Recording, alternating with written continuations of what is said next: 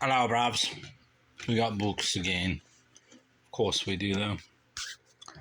Stork Mountain by Miroslav Penkov. This book was nothing more than a vehicle for this book, My Cousin Rachel, by Daphne du Marais. I took the jacket off that motherfucker and put it right on to this one. This one.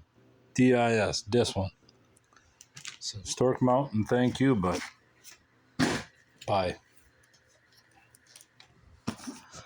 Ditto with this one. A brief history of the mind, though. This book might be keepable. From apes to intellect and beyond. Don't know what I'll do with it. But it makes the Daphne du Marais, the house on the Strand, look rather nice. Minus the chipped off pieces. So yeah, those look great now. Horrifying and Hideous Hauntings, an anthology by Helen and Franklin Hoke. Discarded and withdrawn. Drawn.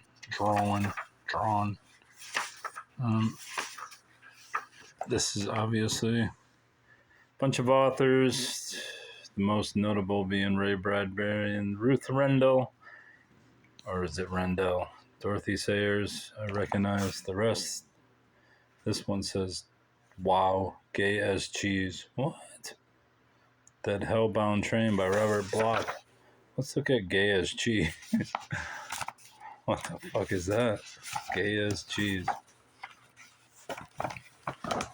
By Joan Aiken. Mrs. Poe the barber always wore white overalls. Mr. Poe the barber always wore white overalls. He must have had at least 6 for every day. He was snowy white and freshly starched as a daisy. His blue eyes, red face, and bulbous nose appearing incongruously over the top of the bib. His shop looked like and was a kitchen roughly adapted to barbering, with a mirror, basin, and some pictures of beautiful girls on the whitewashed walls. It was a long, narrow crack of a room with the copper at one end and a tottering flight of steps on the other. Leading down to the street, customers waiting their turn mostly sat on the steps in the sun, risking piles and reading Men Only. Mr. Pohl rented his upstairs room to an artist, and in the summertime when the customers had been shaved or trimmed, they sometimes went on up the stairs and bought a view of the harbor, water or oil, or a nice still life. The artist had an unlimited supply of these, which he whipped out with dexterity of a card sharp. Both men loved their professions. When the artist was not painting 14 by 10 inch scenes for the tourist, he was engaged on huge, complicated panels of mermaids and sharks, all mixed with skulls, roses, and cabbages. While Mr. Pohl hung over the heads of his customers as if he would like to gild them. I'm as gay as cheese this morning, he used to say, bustling into his kitchen. Nah, I guess he's gay as cheese, but not gay as Liberace? I don't know. What's the modern equivalent to Liberace? Don't give a fuck. I don't know if that's a haunting or a horrifying haunting, but it is what it is. The Serpent's Coil by Farley Mowat. This appears to be a 1961 edition. Likely first, though it has been flambéed by the elements into a jizz-laden back cover. Is that the Bacchus piece? The Jim Bacchus piece. I don't know what the hell this is about, but I assume it is a novel of sorts, and I don't give a flying fish fart about that bullshit. Mennonite Life. And the main thing in this book is there's a 4 of clubs, which I found not near it, but around just in general.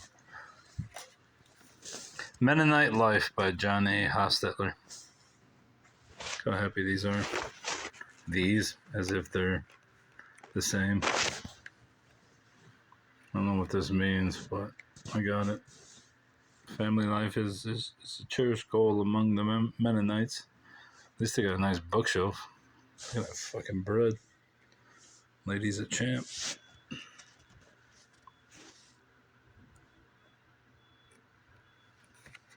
Who are the Mennonites? America is the home of many so-called peculiar people, but none are more misunderstood than the Mennonites. They have been confused with Doukhobors, Dunkards, Mormons, spiritualists, and a host of miscellaneous sects. Even though they are scattered from Alaska to Florida and are found in more than half the states and provinces, the public has little more than an obscure notion of their ways of life. Why are Mennonites so little understood when they are one of the most adequately documented religious groups in America? The religion is so utterly simple that it is sometimes mistaken for quaintness. The Mennonite people themselves differ in the practical expression. Oh my God, just say what it is. Beyond all the surface diversity, Mennonites possess a single idea. That idea is Bible-centeredness. In fundamental belief, Mennonites are agreed. They live by a simple three-word formula: obedience, simplicity, and love.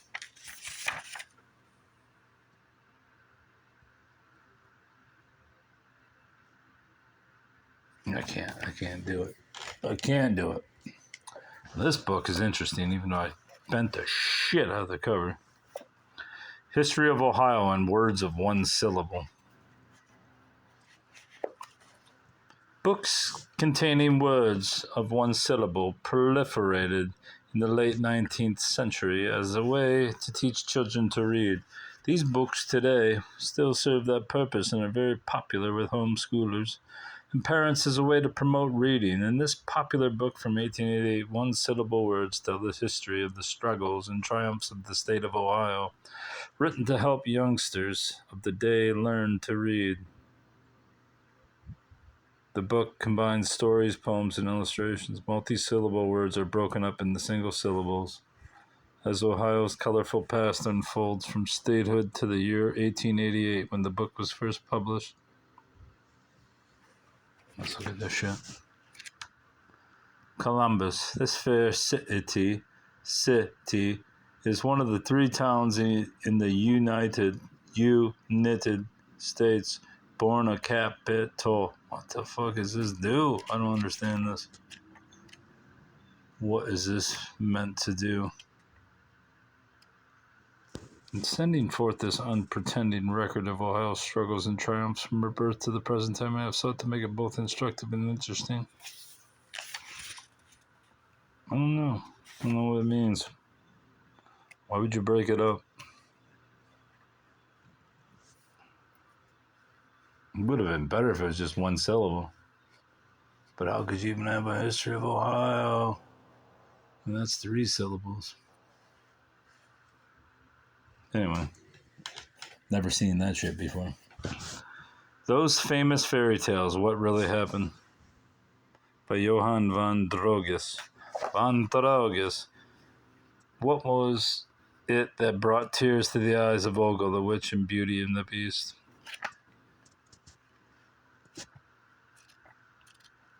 What is this? They just add shit to the legend?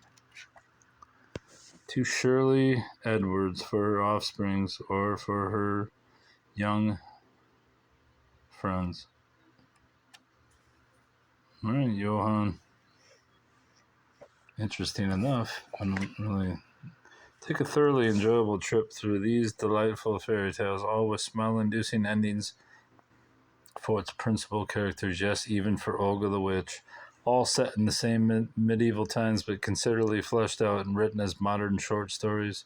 The genuine three-dimensional love stories embodied in Snow White, Cinderella, and Beauty and the Beast will warm your heart, be you a teenager or an adult.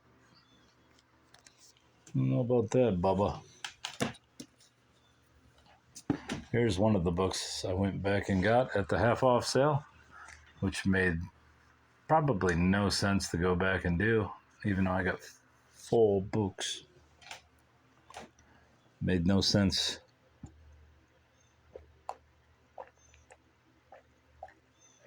at all.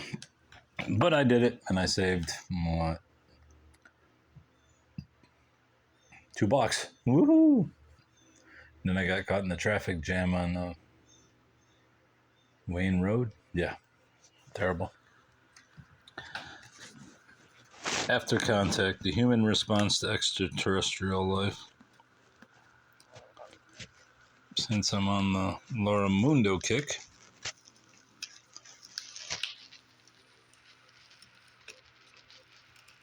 and I bought another publication, this one being a 1950s local alien sighting UFO flying saucer newsletter from 1957. I might as well stock up on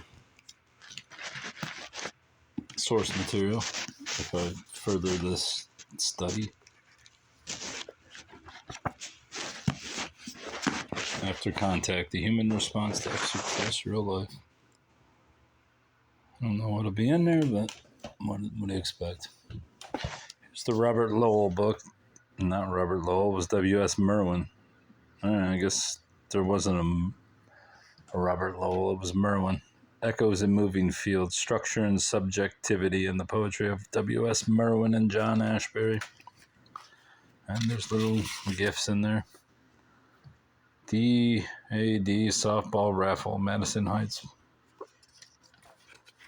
And a Southfield Public Library notice due card from 1985. Exciting stuff. Some explication for the learned ones.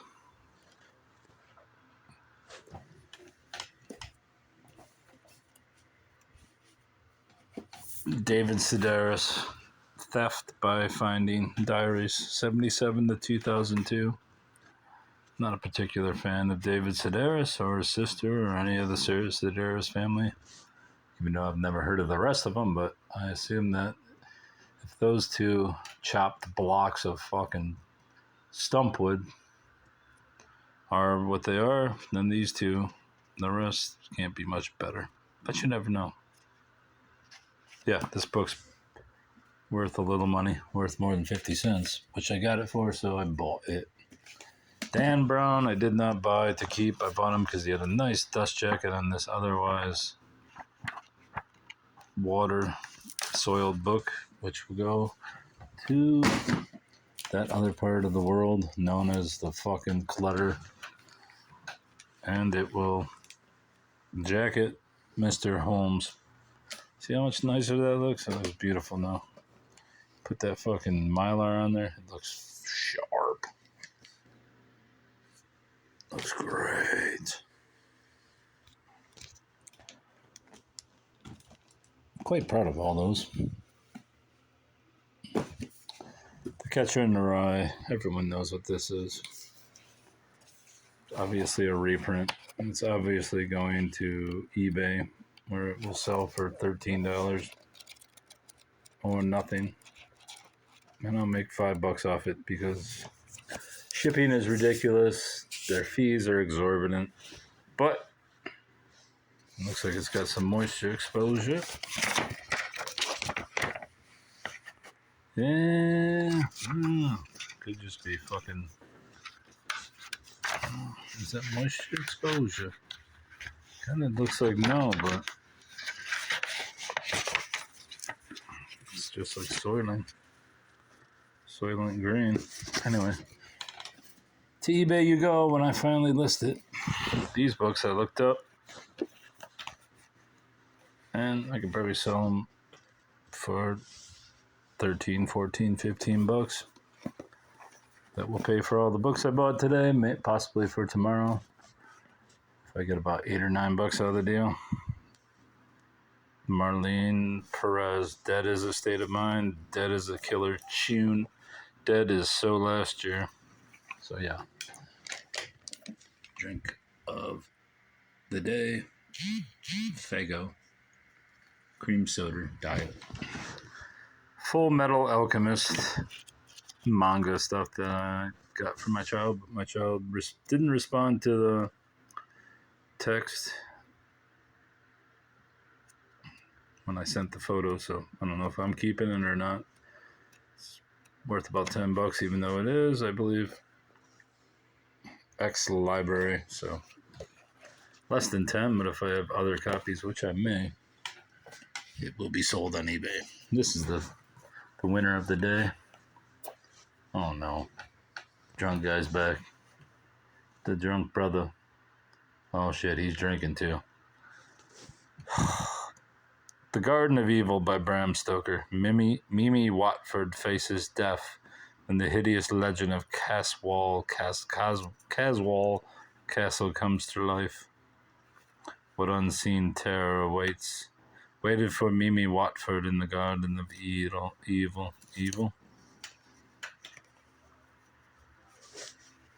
Oh no. What's it say? A black kite shaped like a raven flew from the towers of Caswall Castle. While below, some evil thing thirsted for the lifeblood of Mimi Watford. Delectable, isn't it? It's very hard to find Bram Stoker books besides Dracula. Bill Bryson, A Walk in the Woods. I've bemoaned Bill Bryson's existence, not because he's not a good writer, I don't even know, honestly. Although, did I read his book on Shakespeare? I may have. But I will resell this. Sell it as a lot of books, 2 or 3 of them. It's hard to find Bill Bryson books in good shape. I used to sell a lot of them, but most of them I see are ragtag, rubbish, refuse. Blood Moons, Decoding the Imminent Heavenly Signs. I believe this one's signed by Mark Blitz. It's a pretty good name, Blitz. I don't know if that makes it worth more. I know it's worth about 10. I believe I've sold other book by this title, but I don't think it's this guy, Blitz. I don't recognize the name. Don't recognize it. But I'll try to sell it.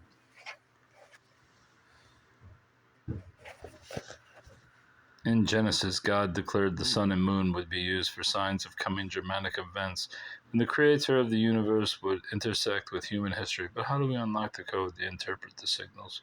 In this definitive book on the blood moons phenomenon, Pastor Mark Blitz, the authority on the subject, provides the key to understanding the divine link between prophecy, heavenly signs, historical events, and when they intersect.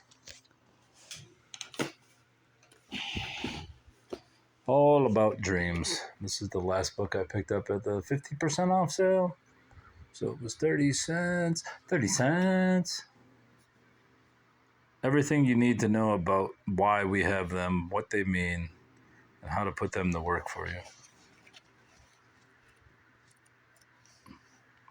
Following the steps of the interview.